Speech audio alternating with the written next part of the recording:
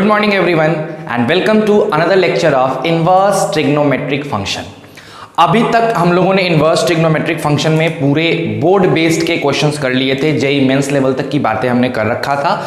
Right now हम लोग advance के क्वेश्चंस करने वाले हैं। तुमको मैंने एडवांस पे बेस्ड कुछ क्वेश्चंस दिया था, बोला था कि आप इसको पहले खुद से ट्राई करो। एक दिन आपको टाइम भी मिल गया था क्योंकि कल के क्लास में मैंने एक मॉडुलस का क्वेश्चन बताया था। आज मोस्ट प्रोबेबली मैं ऐसा होप कर रहा हूं कि आप लोगों ने बना लिया होगा। ठीक है, दूसरी चीज, जो असाइनमेंट कम प्रोजेक्ट हमने दिया था, मेरे पास अच्छे खासे बच्चों का असाइनमेंट आया और बहुत अच्छा लगा कि आपने इतने ईमानदारी से मन से मेहनत किया है। Very good. इस क्रिटिकल सिचुएशन में भी आपने उतना इफर्ट डाला, ये बहुत बड़ी बात है। कुछ लोगों का तो एकदम बहुत ही अच्छा था। जो टॉप 3 बंदे हैं उनका रिजल्ट आज मेरे व्हाट्सएप ग्रुप पे अनाउंस हो जाएगा। आज शाम को मैं उसका अनाउंस कर दूंगा, तो चिंता नहीं करें, उन सभी को आपका रिजल्ट आपको मिल जाएगा। And really I am very appreciating you all. आपने बहुत अच्छा काम किया है, जिसने भी बनाया है बहुत अच्छा काम किया है।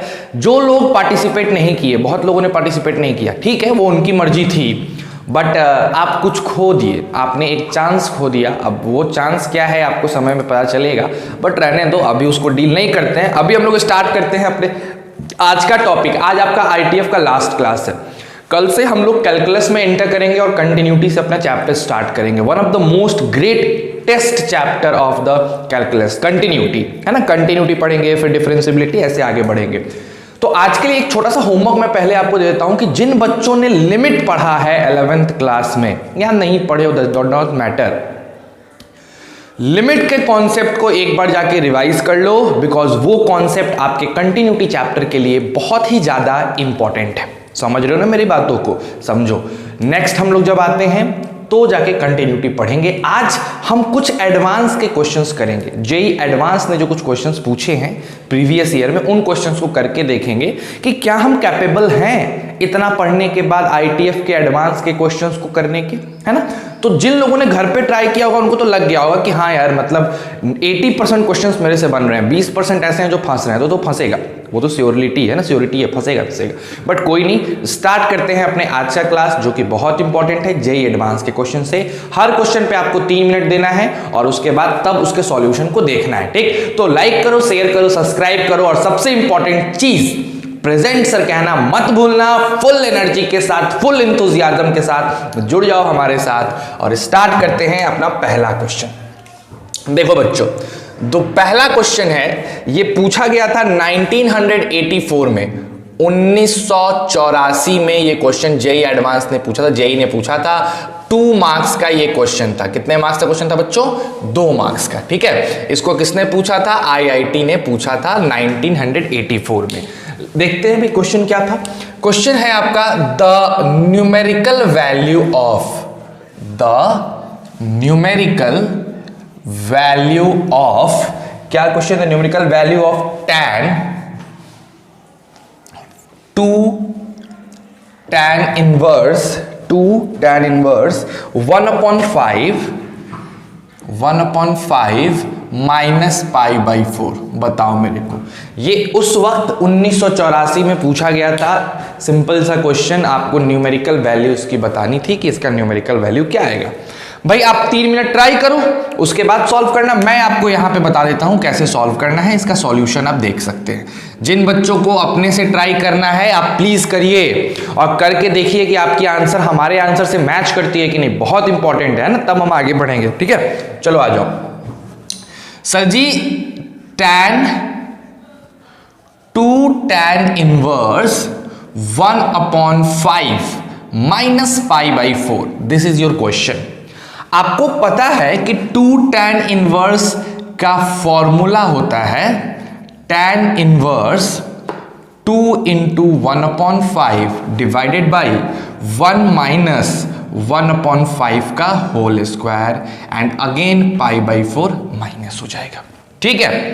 तो यहां पे मेरे पास आ गया tan। एक बात बताओ, इसको कैसे लिख सकते हो हम लोग इसको लिख सकते हैं tan इनवर्स 2/5, और नीचे अगर ध्यान से देखो तो 25 माइनस 1 यानी 24/25 माइनस π/4। इतनी कैलकुलेशन तो आपको आनी चाहिए कि आप ये स्टेप फट से कर सको। अब आप देखो 5 से 25 कटेगा, 2 से 12 कटेगा, ये इन्वर्ट हो जाएगा। जैसे इन्वर्ट होगा आपके पास जो सिनेरियो आएगा वो मैं दिखाता हूं क्या आने वाला है। आपके पास सिनेरियो कुछ ऐसा आ जाएगा, tan इनवर्स 5/12 माइनस π/4। ठीक है, अब आप अगर फॉर्मूला लगाओ tan a माइनस बी का, तो फॉर्मूला हो जाएगा tan a, ठीक है, minus tan b divided by 1 plus tan a into tan b। अब आपको ये चीज बहुत ही क्लियर तरीके से पता है कि tan इनवर्स 5/12 होता है, ठीक है, एंड tan π/4 1 होता है। यहां पे आप 1 लगाओगे, यहां पे 5/12 लगाओगे, अगेन 1 लगाओगे, आपको क्या मिलेगा -7/12। एंड देन अगर देखो तो क्या मिलेगा 17, यहां क्या हो जाएगा 5, तो 12×5 17/12। आपका 12 कट गया, द करेक्ट आंसर इज -7/17। तो ये आपका न्यूमेरिकल वैल्यू आ गई इस क्वेश्चन की।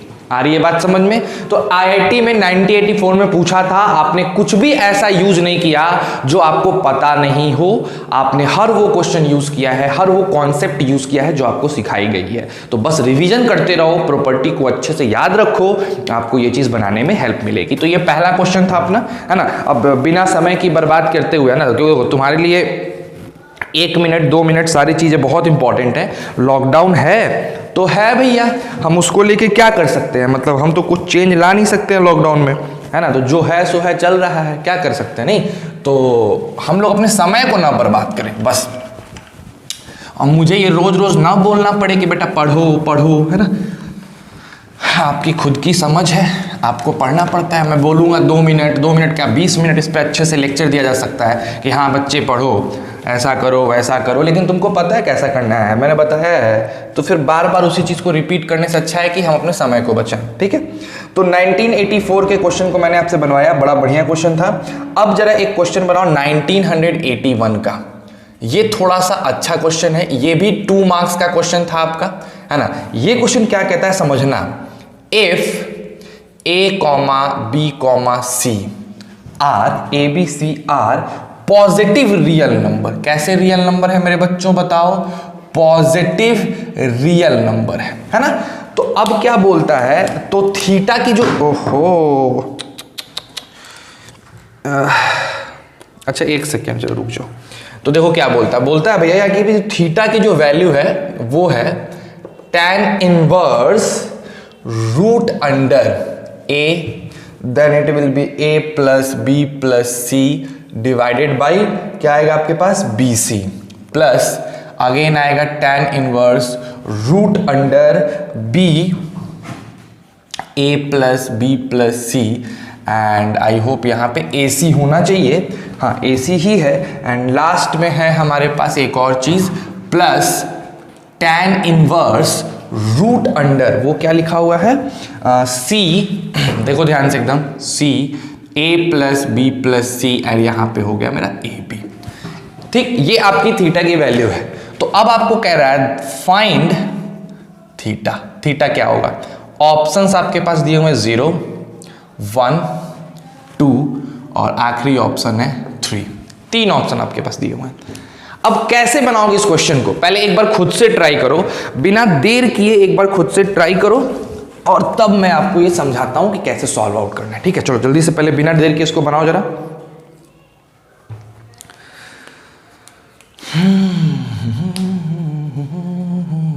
चलिए, जिन बच्चों ने इसको बना लिया काफी अच्छी बात है, वो प्लीज यहां पे ध्यान देंगे, है ना। आइए यहां क्वेश्चन पे ध्यान देते हैं हम लोग। देखो बच्चों, एक चीज देख के तो क्लियर हुआ है कि सर tan इनवर्स फलाना ढिकाना जो है सो है। एक चीज बड़ा मजेदार है सर इसमें कि यहाँ पे ABC में आंसर ABC में नहीं है, आंसर किसी नंबर में है, यानी मेरा जो भी आंसर है वो एबीसी पे डिपेंड कर ही नहीं रहा है। तो अगर वो आंसर एबीसी पे नहीं डिपेंड कर रहा है तो हम क्यों नहीं एबीसी को अपने हिसाब से कुछ मान ले, कोई भी छोटा नंबर, क्योंकि किसी भी एबीसी के लिए आंसर तो नंबर ही आने वाला है, एबीसी पे तो डिपेंड हो नहीं रहा है ना। एबीसी बस ऐसा सेट किया गया है कि सब कट कटा के काम खत्म हो जाएगा। तो क्यों नहीं हम एबीसी को कुछ मान लें जिससे कि मेरा क्वेश्चन आसान हो जाए। तो हम क्या करते हैं कि ए को, बी को, सी को बराबर मान लेते हैं 1 के। जैसे ही तुम इसको 1 के बराबर मानोगे आपका थीटा बदल के हो जाएगा मेरे बच्चों tan इनवर्स। कभी भी याद रखना, अगर इसमें क्वेश्चन में आर्बिट्री कांस्टेंट दिया हुआ हो और आंसर्स में आर्बिट्री कांस्टेंट का यूज ही नहीं हो रहा हो तो आराम से उस कांस्टेंट को अपने हिसाब से एज्यूम कर लो, जिससे कि आसान हो जाए क्वेश्चन। कुछ भी एज्यूम, मैंने यहाँ पे 1 एज्यूम किया, तुम 2 एज्यूम कर सकते हो, 3 एज्यूम, तुम्हारी मर्जी, लेकिन सबसे आसान क्या है 1। ऐसे ही 1 एज्यूम करेंगे बच्चों, यहाँ 1 हो जाएगा, 1 2 3 हो जाएगा, तो पट से हो जाएगा tan इनवर्स √3। अगेन ये भी सेम वही हो जाएगा, क्या tan इनवर्स √3, और ये भी क्या हो जाएगा tan इनवर्स √3। तो हम इसको लिख सकते हैं 3 tan इनवर्स √3। भाई थीटा बराबर 3 tan इनवर्स √3। और आपको पता है, एकदम आसानी से आपको पता है कि भैया अगर ये थीटा बराबर tan इनवर्स √3 है तो इसको हम कैसे लिख सकते हैं, इसको लिख सकते हैं tan इनवर्स, बताओ क्या फॉर्मूला था, 3 × √3। याद आ रहा है? नहीं याद आ रहा है, चलो ठीक है, देखते हैं किसको किसको पता है। सिंपल सा फॉर्मूला आपसे पूछा जा रहा है, बताइए। tan inverse x, 3 tan inverse x का फॉर्मूला, इसीलिए प्रॉपर्टी लिखाई गई थी, क्या था बताओ, tan inverse 3x minus x cube 1 minus 3x²। याद आ रहा है? हाँ यही फॉर्मूला था सर। तो यहाँ पे क्या लिखेंगे, √3 का क्यूब माइनस 1 माइनस 3 √3 का स्क्वायर। अब इसको सॉल्व कर लो। जब इसको सॉल्व करोगे मेरे बच्चे तो आ जाएगा tan इनवर्स, क्या आ जाएगा बताओ फटाक से, जल्दी से बताओ, 3 √3 माइनस 3 √3 डिवाइडेड बाई 1 माइनस 3 3 9, ऊपर 0 हो गया, ले तो ये क्या हो गया tan इनवर्स 0। तो थीटा की वैल्यू मेरे बच्चों आ गई tan इनवर्स 0। तो अगर थीटा की वैल्यू tan इनवर्स 0 है तो थीटा की वैल्यू क्या हो जाएगी 0। तो आंसर क्या हो जाएगा मेरे बच्चों 0। तो इस क्वेश्चन में आपने क्या कॉन्सेप्ट सीखा मेरे को ये बताओ। सर कॉन्सेप्ट बड़ा मजेदार हमने सीख लिया कि अगर क्वेश्चन में आर्बिट्री कांस्टेंट दिया हुआ है ना, और आंसर में आर्बिट्री कांस्टेंट का कहीं पे भी यूज ही नहीं है, इसका मतलब मेरा आंसर आर्बिट्री कांस्टेंट पे डिपेंड नहीं करता है।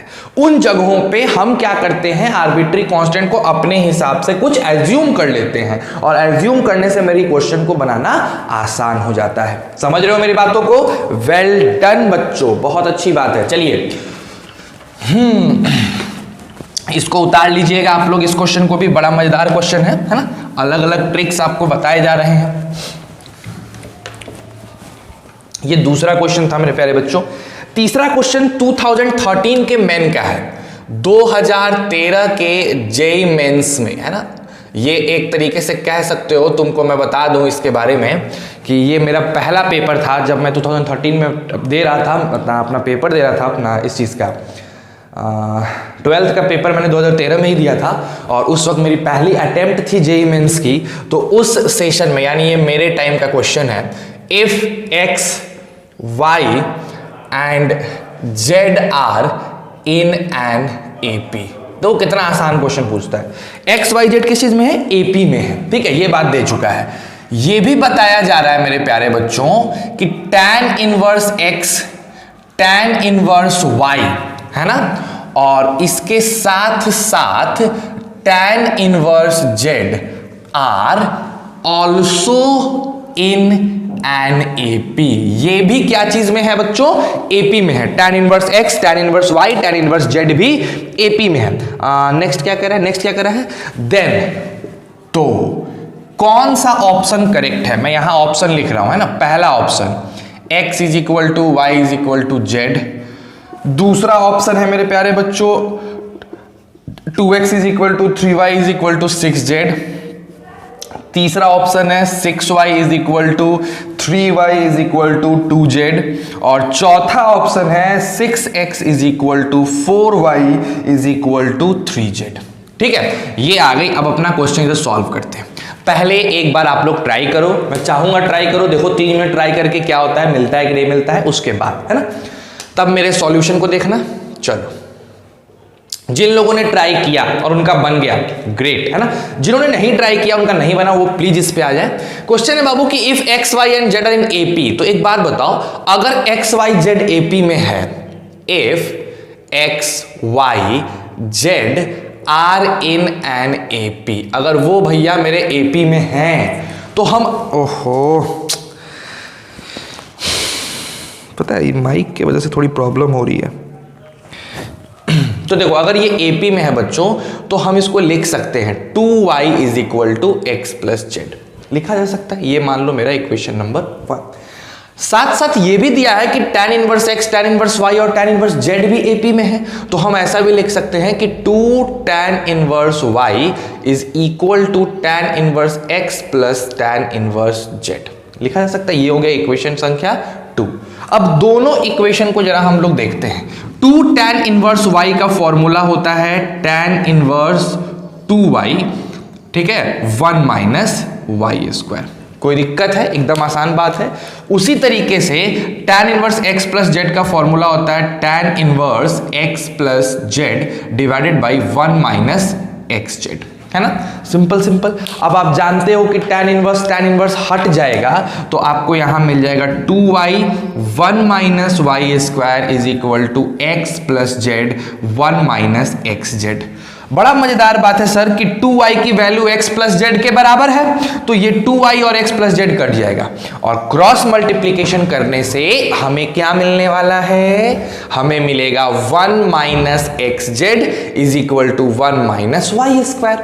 ये टक टक कट गया तो एक्स जेड बराबर वाई स्क्वायर, इसका मतलब है एक्स जेड बराबर वाई स्क्वायर। इसका मतलब है कि x y and z are in GP also. अब देखो अगर कोई 3 संख्या एपी में भी हो जीपी में भी हो तो ये तभी पॉसिबल होता है जब x बराबर y बराबर z हो जाए, यानी तीनों आपस में बराबर हो जाए, क्योंकि पॉसिबल ही नहीं है कि कोई संख्या एपी में भी हो और कोई संख्या जीपी में भी हो और वो बराबर ना हो। ठीक है, तो इस हिसाब से हम काम करेंगे और मेरा आंसर क्या आ जाएगा बच्चों, x is equal to y is equal to z. तो यहां क्या कॉन्सेप्ट सीखे कि अगर कोई 3 नंबर एपी में है और वही 3 नंबर जीपी में भी है तो पक्का वो तीनों नंबर आपस में क्या होते हैं, इक्वल होते हैं। मजेदार कॉन्सेप्ट था। चलो बहुत बढ़िया तरीके से इसको उतार लो। ये जेईई मेंस का क्वेश्चन था, मेरे सेशन का क्वेश्चन था। अब आते हैं हम लोग नेक्स्ट क्वेश्चन पे।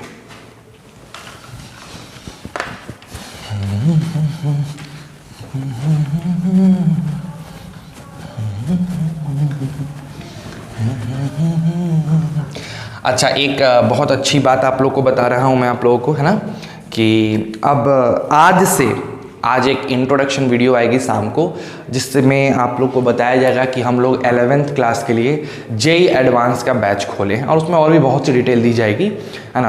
And that batch is in not in newton classes. हम लोग न्यूटन क्लास की टीम नहीं रहे, आपको पता है। हमारी सारी की सारी टीम एक नए कोचिंग को खोला है। उस नए कोचिंग का नाम है राइज एकेडमी, और हम लोग उस राइज एकेडमी के नाम से, है ना, राइज एकेडमी के नाम से हम लोग एक जगह जाके, हम Amit sir and Prince sir, जो हमारी पूरी टीम थी न्यूटन की, वो 11th की बैच अब न्यूटन में नहीं पढ़ाएगी, सीधे राइज एकेडमी में पढ़ाएगी, है ना। तो हम लोग वहाँ जाके अभी अपना क्लासेस खोलेंगे। एंड इस बार हम लोग जेईई एडवांस का बैच खोल रहे हैं और उसका डेमो, यानी डेमो कह सकते हो या उसकी वीडियोस कह सकते हो, ऑनलाइन कल से आपको अवेलेबल हो जाएगा। तो जितने बच्चों तक ये बात फैला सकते हो फैला दो, आप ही मेरे मार्केटिंग के टॉप लीडर्स हो, है ना। चलो आ जाओ, 4th पे आते हैं बच्चों। जो चौथा नंबर क्वेश्चन था वो 2004 में आईआईटी ने पूछा था, 1 मार्क्स में इस क्वेश्चन को पूछा गया था। ठीक है, क्वेश्चन क्या था समझना, द वैल्यू ऑफ एक्स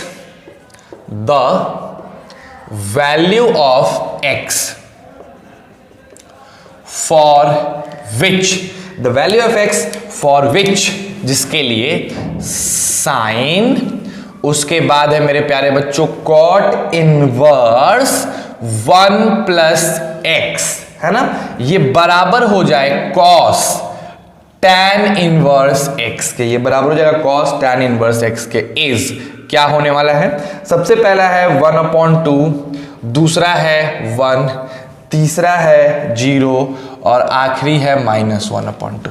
ठीक है, ये क्वेश्चन आपने आरडी शर्मा में भी सॉल्व किया है, देख लो, खुद देख लो, ये 2004 के आईआईटी का क्वेश्चन है और आरडी शर्मा ने अपने लेवल को इतना मॉडिफाई किया है कि भैया उसने इस क्वेश्चन को अपने बुकलेट में डाला है, चाहे वो लेवल 1 में डाला हो या लेवल 2 में डाला हो, लेकिन है ये क्वेश्चन मुझे जहां तक याद है। तो जरा इसको सॉल्व करके दिखाओ 3 मिनट में और उसके बाद फिर हम आगे बढ़ते हैं। जल्दी आ जाओ बच्चों, शुरू करते हैं अपने इस टॉपिक को, बड़ा मजेदार सा टॉपिक है। आ जाइए सब, क्या है क्वेश्चन? क्वेश्चन है साइन, उसके बाद है कॉट इनवर्स 1 + x, उसके बाद है कॉस और अंदर है tan इनवर्स x। मेरे भैया एकदम आसान क्वेश्चन। अरे यार, कॉट को साइन में बदलना आता है ट्रायंगल से याद करो, मैंने सिखाया है। तो ये कॉट है तो ये बेस अपॉन परपेंडिकुलर होगा, this one is your base, this one is your perpendicular. What about your hypotenuse? आपका हाइपोटेनस इसका स्क्वायर प्लस इसका स्क्वायर हो जाएगा, यानी आपका हाइपोटेनस हो जाएगा x² + 2 + 2x। ठीक है, ये आपका क्या हो गया? हाइपोटेनस हो गया। अगर अब हम इसका यूज करके साइन में बदलें तो हो जाएगा साइन इनवर्स, परपेंडिकुलर की जगह हो जाएगा मेरे भाई 1 और बेस की जगह आई मीन हाइपोटेनस की जगह x² 2x + 2। बोलो कोई दिक्कत? इसी तरीके से अगर इसमें आते हैं, है ना, यहां देखो, अगर ये मेरा tan है तो परपेंडिकुलर ये बेस ये यानी ये पट से हो जाएगा 1 + x²। ठीक है, इसको कॉस में अगर बदला जाए मेरे भाई तो हो जाएगा cos inverse base upon hypotenuse, है ना। अब इस दोनों में देखो तुम बड़े आराम से, यहां साइन हटेगा, यहां कॉस हटेगा और आपको बड़े आराम से मिल जाएगा 1/√x² + 2x + 2 = 1/√1 + x²। मिल जाएगा कि नहीं मिल जाएगा? अब क्या करोगे बताओ? इसको क्रॉस मल्टीप्लिकेशन करेंगे। जब क्रॉस मल्टीप्लिकेशन करोगे, इसको उठा के यहां लेके जाओगे तो ये 1 + x² हो जाएगा। इसको उठा के इधर लेके जाओगे मेरे भाई तो हो जाएगा x² + 2x + 2। बोलो कोई दिक्कत है क्या? अब क्या करना है बता दो? अब इसको स्क्वायर कर देना है। ठीक है, जैसे ही इन दोनों को स्क्वायर करोगे 1 + x² हो जाएगा x² + 2x + 2। आपको पता है ये दोनों आराम से कट जाएंगे, तो मेरे पास क्या वैल्यू आ जाएगी बताओ? वैल्यू हो जाएगी 2x + 2 और ये इधर आएगा तो -1 = 0। तो 2x + 1 की वैल्यू कितनी हो गई? बताओ 0। तो x की वैल्यू कितनी आ गई? -1/2। विच one is the correct answer? D is the correct answer. कितने आसानी से आप क्वेश्चंस को बना ले रहे हैं। नहीं, बस आपका पीछे का कॉन्सेप्ट क्लियर होना चाहिए। जो देखो, मैं हर बार यही बात बोलता हूं, हर बार हर बच्चे को मैं यही बात बोलता हूं, अपने फंडामेंटल्स को साफ सुथरा रखो, क्लीन रखो। आपकी बेसिक्स पे अगर पकड़ोगी ना, फाड़ के रख दोगे, चाहे वो आईआईटी का क्वेश्चन हो चाहे कहीं का भी क्वेश्चन हो। समझ रहे हो बात को? तो इसीलिए मैं बार बार बोल रहा हूं, एनसीईआरटी, आरडी शर्मा और जो मैंने असाइनमेंट आपको दे रखा है, इस तीनों को जबरदस्त तरीके से बना लो, बढ़िया से बना लो, है ना। असाइनमेंट से मेरे को याद आया कि मुझे उसका आंसर भेजना है। सत्यम, मैं होप करूंगा कि आज मैं आंसर भेज दूंगा, तो कल तो पक्का भेज दूंगा, आज थोड़ा ज़्यादा काम है, बट कल डायरेक्ट गारंटेड भेज दूंगा मैं आंसर। ठीक, मेरे दिमाग से उतर जा रहा था बट मैं भेज दूंगा उसको। ठीक है, तो आ जाओ, ये क्लियर है। चलिए बच्चों, नेक्स्ट आते हैं हम लोग 5वां नंबर क्वेश्चन पे आते हैं।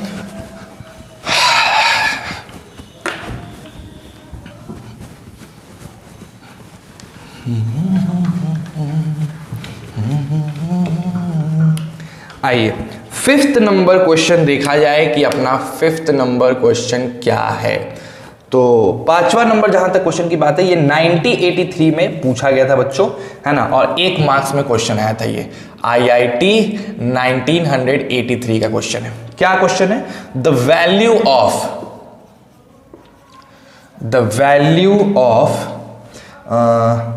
tan, फिर ब्रैकेट में लिखा हुआ है cos इनवर्स 4/5 प्लस क्या लिखा हुआ है? tan इनवर्स 2/3, tan इनवर्स 2/3, है ना। ये क्या होने वाला है? इज क्या होगा? चलो आपके पास ऑप्शन में देता हूं। पहला ऑप्शन है आपके पास 6/17, दूसरा ऑप्शन है आपके पास 17/6, तीसरा ऑप्शन है आपके पास अगेन 16/7 और सबसे आखिरी ऑप्शन है आपके पास नन। तो इनमें से कौन सा ऑप्शन करेक्ट होगा बच्चों? बस आपको यही सोच के बताना है, बाकी कुछ नहीं।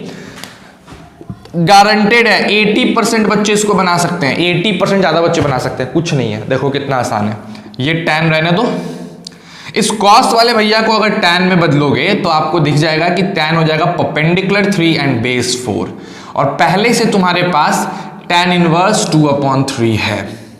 आपको पता है कि tan inverse x plus tan inverse y का फॉर्मूला क्या होता है, tan inverse x plus tan inverse y का फॉर्मूला आप लगा दो तो आपको मिलेगा tan inverse x plus y divided by 1 minus x into y, है ना। आपको ये पता है फॉर्मूला बड़े आसानी से। अब इसके बाद क्या हो जाएगा मेरे बच्चों, इसके बाद हो जाएगा tan, अंदर लगा हुआ है tan इनवर्स। देखो इसका अगर एलसीएम लोगे तो एलसीएम मेरे हिसाब से 12 आने वाला है, और हो जाएगा 3 3 जा 9 एंड यहाँ हो जाएगा 8, और अगर नीचे देख लो मेरे बच्चों तो 12 यहाँ हो जाएगा, 12 एलसीएम नीचे भी आएगा, और मजेदार बात है कि 12 माइनस 6 यानी 6 आ जाएगा, ठीक है। तो आप देखो ये 12 12 कटेगा एंड आपके पास आएगा tan इनवर्स tan 17/6, ये दोनों आपस में हटेंगे, आंसर आएगा 17/6। So which one is the correct answer, 17/6 is the correct answer. आ गया बात समझ में, कितना आसान क्वेश्चन है, कौन सा हमने इसमें बहुत तीर मार लिया, भयानक भयानक क्वेश्चंस हो गया, कुछ नहीं, सब आसान नॉर्मल क्वेश्चंस होते हैं। तो पता है हमारे माइंड में ये बैठा होता है कि हम एडवांस का क्वेश्चन करने जा रहे हैं, खतरनाक होते हैं।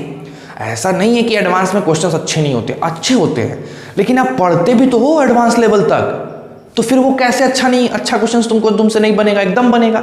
तो एडवांस लेवल तक अगर पढ़ाई कर रहे हो तो तुम दम लगा के करो और ये सब क्वेश्चंस बनेंगे, ठीक है। चलो नेक्स्ट बात पे आते हैं बच्चा, आज का लास्ट क्वेश्चन मैं आपको कराता हूं, बड़ा मजेदार है।